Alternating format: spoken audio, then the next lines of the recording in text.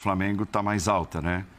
Porque é um time bicampeão, né? Que conquistou dois títulos importantíssimos. Boa noite, Paulo. Boa noite, companheiros. Para você que nos assiste. Mas tem um porém aí, né?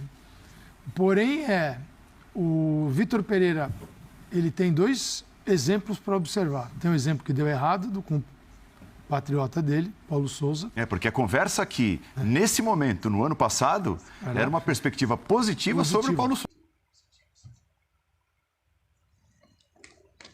E aí, nação, beleza? O Wellington na área. Antes de falarmos do excelente debate aí que os comentaristas fizeram no Linha de Passe, vamos dar destaque aí ao presente de Natal atrasado que a diretoria do Flamengo deu para a nação. Trata-se da contratação do Gerson. O Coringa é nosso de novo. De acordo com o GE e confirmando notícias anteriores, o Flamengo chegou ao acordo para comprar os 80% do passe do Gerson que o Olympique de Marseille tinha direito, por 15 milhões de euros, com bonificações de mais 1 milhão de euros em caso de atingimento das metas, sendo que o Flamengo irá pagar 8,5 milhões de euros de forma parcelada, pois ainda tinha a receber 6,5 milhões de euros da venda de Gerson ao Olympique de Marseille em 2021. O contrato com o jogador terá duração de 5 anos. A parte salarial já estava acertada, só faltava a parte junto ao Olympique de Marseille. Excelente contratação, o Flamengo estava precisando da volta do Gerson ali para dar ainda mais um gás no meio de campo. O ano de 2023 vai ser um ano puxado, pegado, a gente tem que ter um elenco ainda mais qualificado. E o Coringa voltando para casa vai ser nota 1000, excelente. Melhor notícia que a torcida poderia ter aí antes da virada do ano é essa. Parabéns, diretoria. Muito gelo no sangue. Marcos Braz trabalhou muito bem de novo e conseguiu a contratação do Gerson novamente. Falar também sobre a situação de Rossi. O Flamengo está para confirmar a contratação do goleiro, mas tudo ainda depende da liberação junto ao Boca Juniors. A confirmação da contratação pode acontecer já no dia 2, porém, pode ser que o jogador só se apresente em julho de 2023, pois tem contrato com o Boca Juniors até junho de 2023. E o Boca Juniors não quer facilitar a saída do jogador. O Flamengo estuda, está fazendo uma compensação financeira. Vamos aguardar. Uma situação aí que esfriou junto ao Flamengo é a contratação de Juan Quinteiro, pois as várias ausências que o jogador teve durante o ano de 2022 no River e o problema com a balança assustou a diretoria. Mas ainda está sendo avaliado, mas já não com tanta empolgação. Pode ser que aconteça e pode ser que não. Vamos lá. Excelentes notícias, né, nação? Vamos que vamos. 2023 tudo nosso, nada deles. No Linha de Passe, os comentaristas Paulo Calçade, Jean Oddi, Vitor Brenner, Mauro Marra, conduzidos pelo Paulo Andrade, destacam os pontos fortes do Flamengo, do elenco e do técnico Vitor Pereira para a conquista dos vários títulos em 2023. Vamos acompanhar aí.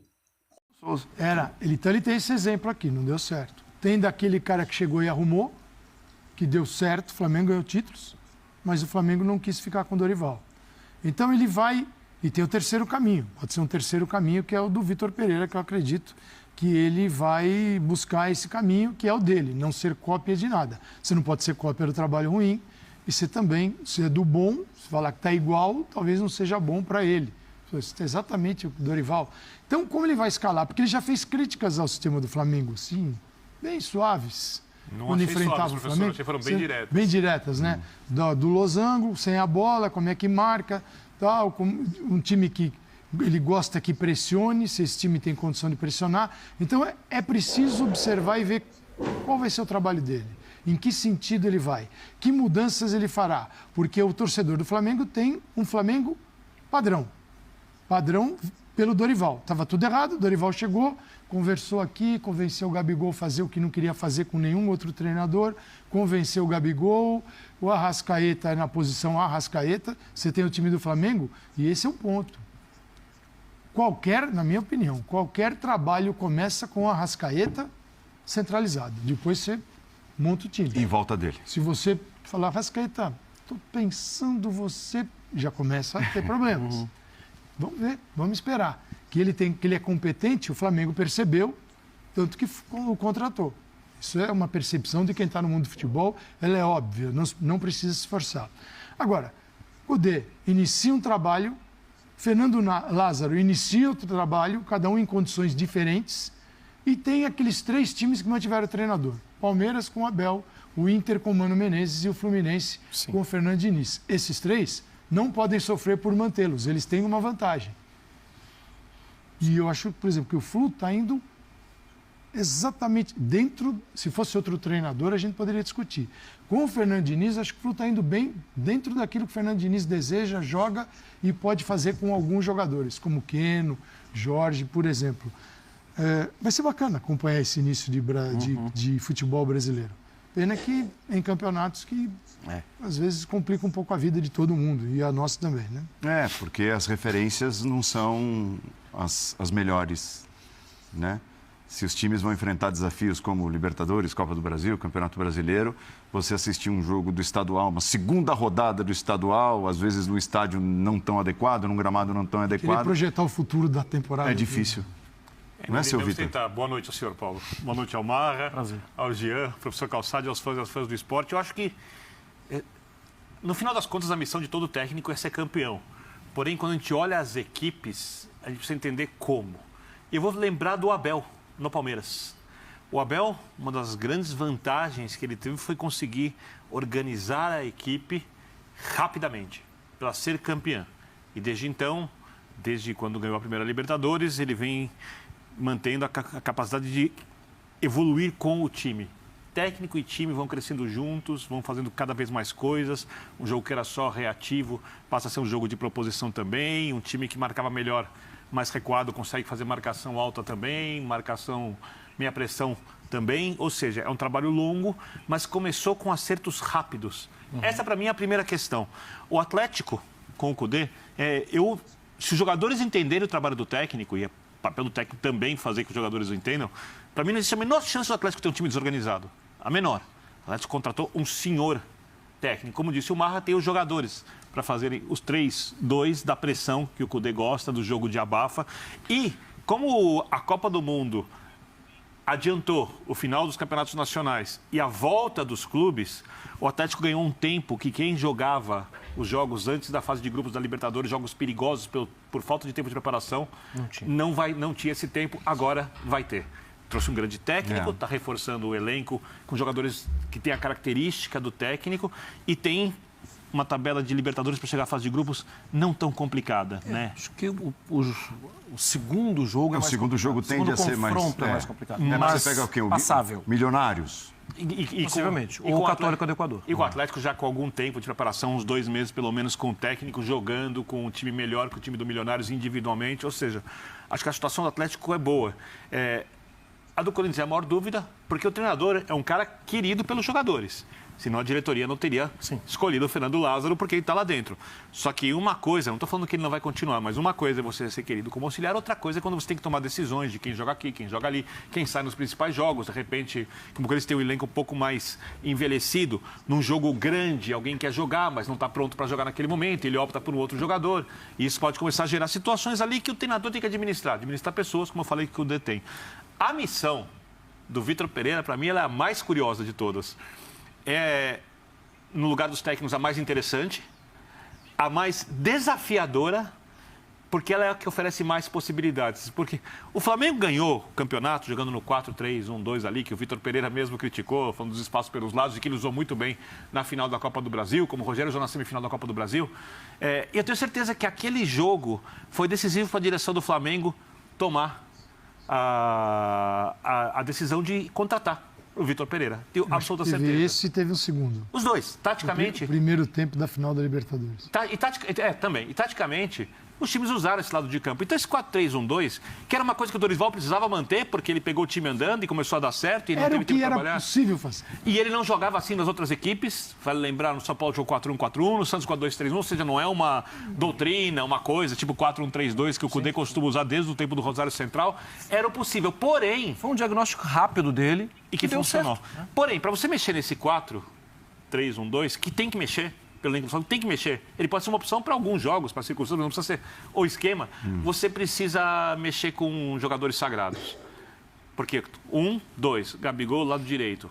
Não dá para tirar o Gabigol. Arrascaeta, concordo com o professor Calçade. Não tem como não jogar. Pedro é um artilheiro. com esses 3 jogadores, ou alguém volta para recompor pelo lado, teoricamente é o Gabigol, só que você mata o Gabigol na movimentação longa, ou dificulta, matar um termo exagerado, dificulta para o Gabigol. Você deixa o Vidal o tempo inteiro no banco, você deixa o Everton Cebolinha o tempo inteiro no banco, o Bruno Henrique volta, também fica no banco, e você tem um senhor elenco. O treinador tem o desafio de tirar coletivamente, administrar esse time, que se jogar o que pode, essa é a grande questão, vai ser de longe o melhor time da América do Sul. E que é do time que gosta de trocar. Isso. E que sabe que precisa. Mas tem que administrar as todo pessoas. Todo mundo vai jogar. E assim, precisa convencer os caras. E ele tem um modelo de administração de elenco, por tudo que a gente já ouviu, que é exatamente Esse o ponto merece oposto muito destaque, tá, pessoal? do que foi o jeito vencedor do Dorival Júnior. Sentado mais ou menos nesse set aqui de gravação, eu estava na entrevista do Bola da Vez com o Fábio Santos, que é um cara absolutamente experiente, que conhece vários tipos de treinadores, e ele dizia aqui pra gente, ele não comunica nada. Ele toma as decisões dele e não pergunta. Poxa, Fábio, mas você... ele não pergunta para você se você está em condições, se você... Você é um pilar do elenco, se você está em boas condições, se gostaria de participar de tal jogo. Não, a gente fica sabendo, todo mundo fica sabendo, 1 hora antes da bola rolar, na pré-eleição.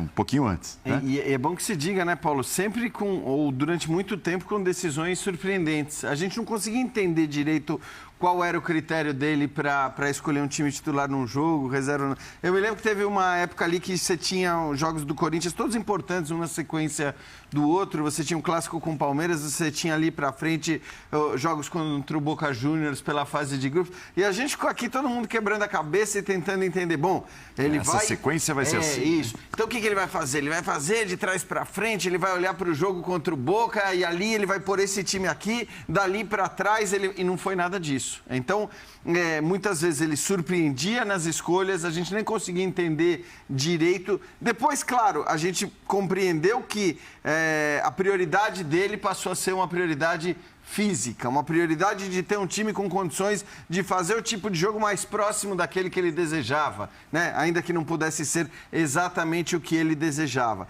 Eu acho que nesse aspecto, no Flamengo, talvez ele tenha que se preocupar menos com isso. Ele vai ter muita gente à disposição, muita gente fisicamente bem. Claro que você tem jogadores que vão precisar ser dosados pela idade que tem. Se ele entender que ou joga Pedro ou joga Gabigol. Então, ele criou pode ser que ele entenda isso. Mas eu acho que o campo, se te der os resultados... Os dois juntos?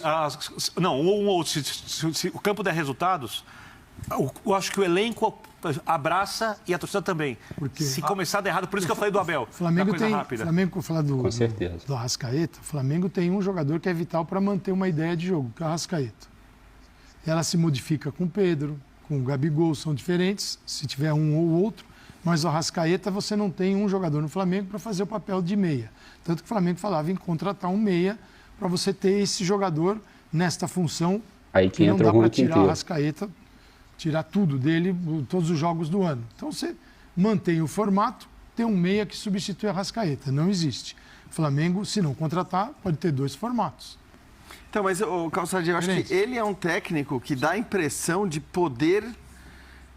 variar muito o time de acordo com o adversário. Embora no Corinthians ele não fizesse tanto isso, porque, na verdade, ele fez muito isso, mas ele fez até o momento que a gente conseguiu vislumbrar, e ele também conseguiu vislumbrar, bom, beleza, esse é meu 11 titular. Exato. Ele acabou chegando ao 11 titular. Acho que esse é um ponto. Ele chegou ao 11 titular, mas para chegar lá, ele levou um tempo. A questão é que no Flamengo, se ele quiser...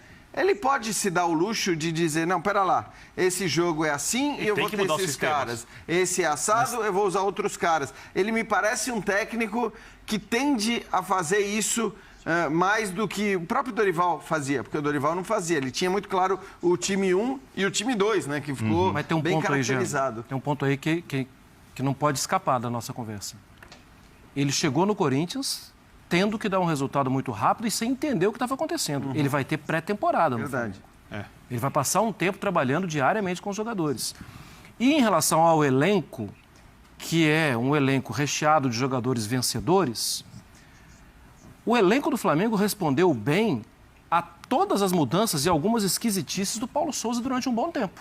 Até que chegou uma hora que falou, esgotou, gente. Mas Chega. respondeu bem em que sentido? O Everton Ribeiro aceitou a jogada do lado errado, e ainda que isso tivesse custado para ele... Mas não rendia, né? Sim, mas aceitaram. Os caras... os sim, caras sim, tentaram ajudar, sim. Respondeu bem. Os Não caras sei se... Mas assim, eu acho que os caras tentaram Não ajudar. reclamaram, você disse. O Gabigol deu uma entrevista ainda no início do ano, falando, olha, eu tô aprendendo mais com o Paulo Souza em relação à movimentação. Isso pode me fazer bem. Gente, o Gabigol falou isso. Então, acho que vai passar muito pelo tempo de pré-temporada e a habilidade do Vitor com os jogadores. Se ele não tiver habilidade, e aí pode pesar contra ele o fato dele não falar, mas eu acho que também aí o Flamengo já sabe disso, né? Tem 2 Não, então, pontos. o Flamengo tem que intervir nisso, né, Mas Marra? ele tem que se adaptar a isso também. Eu chegar no diretor do Flamengo Isso, e falar, exato. Vitor, aqui Mas ele precisa ser um pouco mais de alertado. comunicação, faz parte. Assim, é um elenco mais Funcionário. pesado, e não que o Corinthians não fosse, né? Você tinha... E houve, num determinado momento, um rumor ali de séria insatisfação de parte do elenco do Corinthians em relação ao Vitor Pereira. Então, assim, foi um ponto. Até que ponto isso prejudicou o trabalho dele ou não, a gente não sabe. Mas se essa é uma questão, se os jogadores estão acostumados com o time... E eu não estou dizendo que vai fazer tudo que os jogadores querem, né? Vai ser completamente conivente ao desejo das estrelas. Não é nada disso. Mas, às vezes, é a boa e velha diplomacia. Isso. Não custa nada você ser mais político, você falar certas coisas. No Corinthians você não teve comunicar, isso. pelo menos. Até O porque- Corinthians não teve isso. Até porque ele tem um Mundial daqui a pouco. E se ele volta do Mundial campeão, Não, aí... O Mundial Aí- acho que o Mundial é o ponto que se volta, você não pode nenhum ruído interno será justificado se você voltar campeão. Se você não voltar campeão, às vezes os ruídos aumentam. Depende do que acontecer no campeonato também. Acho que ele tem bem uma diferença enorme em relação ao Corinthians, que é, no Flamengo ele pode fazer escolhas. No Corinthians as escolhas estavam condicionadas limite. a uma série de coisas, limites, idade, condição física. Em geral, limites opção, físicos, tudo. Mas E de número também. não tinha muita Então, escolha pessoal, ali, era o que dava para os fazer. comentaristas colocaram a situação dos outros times, Atlético, Fluminense, Palmeiras, o próprio Corinthians. Vai ser uma situação bem interessante para 2023. Agora, no Flamengo, a questão da comunicação é um ponto que pode pegar bem pesado, pode dificultar muito, mas é algo a se pensar, a se trabalhar. Tanto a diretoria do Flamengo quanto o Vitor Pereira e o elenco vão estar cientes disso, vão trabalhar da melhor forma possível, porque o Flamengo tem bastante desafio em 2023, são 7 títulos, vai ser um ano muito interessante, muito intenso para todo o time do Flamengo, diretoria, comissão técnica, elenco. A nação vai estar apoiando, pode ter certeza disso, e com certeza a gente vai conquistar principalmente o Mundial, que é a cereja do bolo. É o título que, para mim, é o mais importante e o que a gente tem que estar conquistando. Os demais, se vierem, é lucro. Em termos aí de colocação, eu acredito que Mundial, Libertadores e Campeonato Brasileiro. Supercopa, aí tem que ganhar a Supercopa também, e a Recopa. Os demais aí vai ser consequência. Elenco para ganhar tudo a gente tem. E agora um técnico mais capacitado, Dorival Júnior também fez um bom trabalho, mas como eles destacaram, a partir do momento que os adversários começaram a entender isso, eles se aproveitaram dessa fraqueza do Flamengo e o Flamengo começou a tomar uns gols que não estava tomando. E aí faltou a variação tática que nesse ponto para mim o Dorival pecou também na condição do elenco, foi muito paternal, mas passou, que ele siga o caminho dele em 2023, num bom clube, possa desempenhar um bom papel também. E é isso aí. Queria desejar, pessoal, a todos aí um excelente ano novo, de muita saúde, paz e prosperidade. Que a nação possa comemorar os vários títulos que o Flamengo irá disputar em 2023.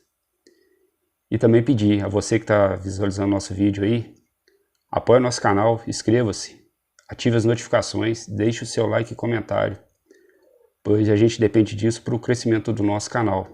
Muito obrigado. Excelente 2023 para todos nós. Fiquem com Deus, um grande abraço. Fui! Até 2023.